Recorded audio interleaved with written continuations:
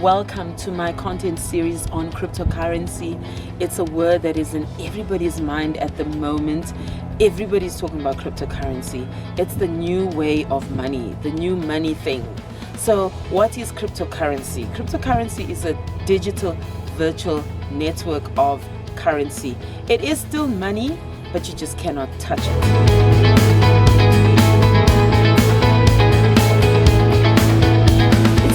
Concept in that people don't trust it, especially for the fact that you cannot touch it. We are accustomed to touching money. We're accustomed to trading, giving something to someone and getting something in return. So with the new age of trading, in fact it actually started with the cards, your credit card, but at least you knew that if you did insert your credit card in the bank, you'd walk away with something in your hand, which would be money. Now, going forward into the digital world, we are no longer trading with fiat currency. We're now going to be going into digital currency. And whether you're on the bus yet or not, the reality of the matter is that you will end up being affected by the digital world of money. So where do we go? How do we move forward with this? So if you remember very well, in the early 2000s, of course depending on when you were born, if you remember in the early 2000s, there was the adoption of internet. In fact, the internet has experienced the fastest adoption where technology is concerned. So human beings have adopted the internet far quicker than any other technology that has ever been put out there. So what does this mean? It meant that people started communicating better and faster. Of course, there was the skepticism around, what's going to happen if your information is on the internet? In fact, many companies took very long to get onto the internet, but it did bridge the information divide. And it really, really helped a lot of people to interconnect, businesses to connect with their customers, and people to actually obtain information through what we now call social media, YouTube, Facebook, Instagram, share information and grasp information through the internet. So that is what the internet did for us. So the internet was the equalizer of information. Now come cryptocurrency. Cryptocurrency is to money what the internet was to information. How can you not adopt it? It is here to stay.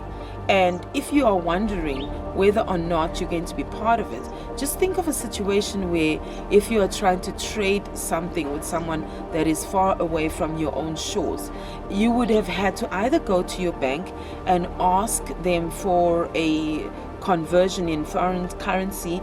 They give you a quotation, you get that quotation, you accept it or you decline it. There's the interest rates attached to it, and then after 48 hours or 24 hours, depending on how efficient your bank is, you would be then approved and you'll be able to do that trading. Now with cryptocurrency, that trading is far quicker. It's within, I think, even less than 5 minutes. With my own experience, about 5 minutes to trade from my own bank account into my trading wallet, and then from my trading wallet to wherever I want to send it. Now, what is the difference between cryptocurrency and fiat currency? So fiat is what we know at the moment, money as we know it, which is your rand, your euro, your dollar, your pound, your sterling, whichever type of currency that people know. So that is the fiat, and what we are talking about is the digital encrypted currency. Another difference with fiat currency is that fiat is managed by the banks, it is regulated by governments, and it is disseminated by the banks as well. That means that there's a third party involved in that currency. Now the difference with cryptocurrency is that you're totally in charge and in control of your money. There's no middleman. There is no person that is going to come to you and say, hey, trade this is what you're going to. No. The only difference is that on the platform itself, the platform in which you're trading, there is a percentage fee. So in my case, my fees are 3%. You're hardly going to find those kind of percentages in the regular form of trading, which is through our banks. Now, having said all of this, I must actually put a disclaimer out there to say this is not financial advice, and I am not asking you to go and trade in cryptocurrency.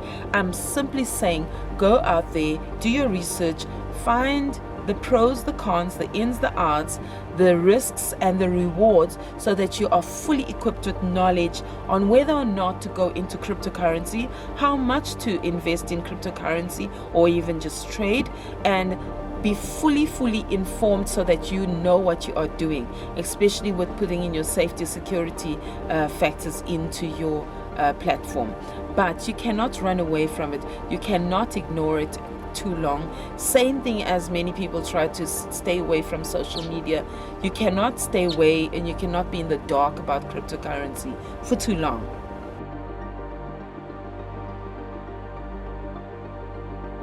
So many people say, where did it come from? Where did cryptocurrency come from? So it was actually developed by a person, or what people would say a group of people, called Satoshi Nakamoto. We often butcher this name in the crypto world, but back in 2009 they were playing on their computers through the internet. Remember that widely adopted technology, the internet. So you do need the internet to trade in cryptocurrency. You also do need the internet to create cryptocurrency. And why is that?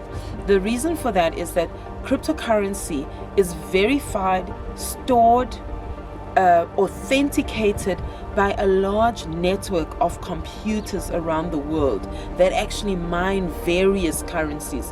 One of the biggest mined currency is Bitcoin, and it's also one of the first mined currency. So Satoshi Nakamoto actually created the technology called blockchain, which would then create Bitcoin.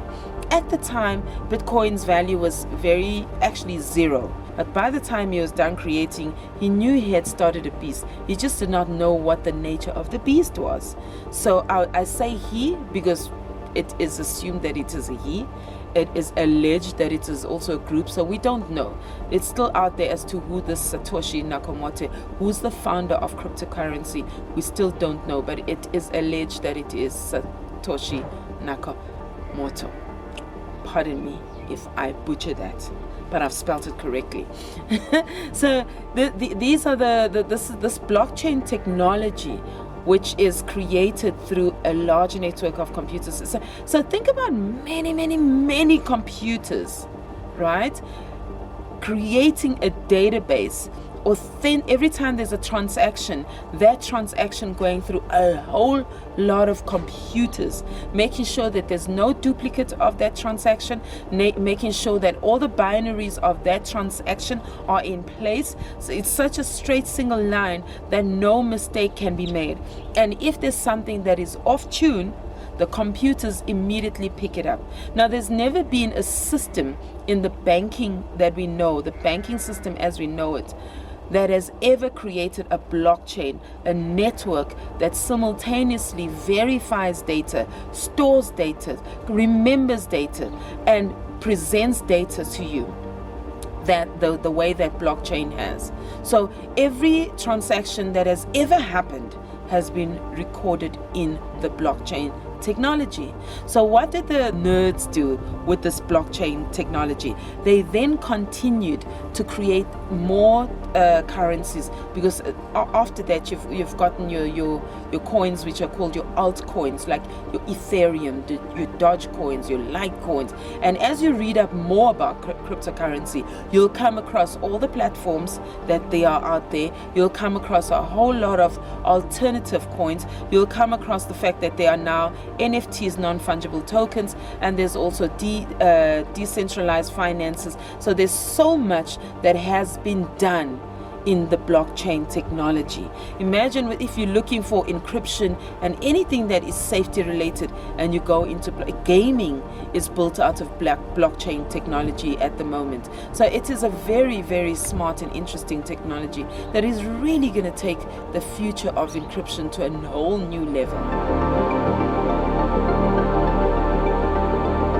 Now, volatility means that your rand is not stable. We don't want unstable currency. If it's your dollar, if you're in the US dollar in the US, or you're with the pound, you're with euros, you're always going to hear the word volatility. Just as there's volatility in fiat currency, so there is volatility in cryptocurrency. So if volatility was the reason for you to not be trading in cryptocurrency, then you're some way off, because you've always been dealing with volatility. Volatility creates a lot of uncertainty and fear. Now, with governments tampering with money, creating inflation by actually printing more money. We know this. Governments are very naughty all over the world. So they print more money, create inflation, and interest rates go up. The value of your money is lowered, which means you can do far less with your money. With Bitcoin, for example, Bitcoin does not lose its value. What does happen with Bitcoin, though, is the system allows for highs and lows. So you have your high trends and your low trends. But this is a beautiful thing. Now think about somebody's money that is stored in the bank. If they have $1 million one day, they don't wake up the following day with 50 million, but they wake up with the value of the $1 million being less than the previous day. These are the patterns that cryptocurrency have actually taken or adopted, and there's various reasons for that. Now, the volatility, in my opinion, means that in the low, where the market seems to have sunk, it is an equalizer for those people who've never been able to actually trade to go into trading.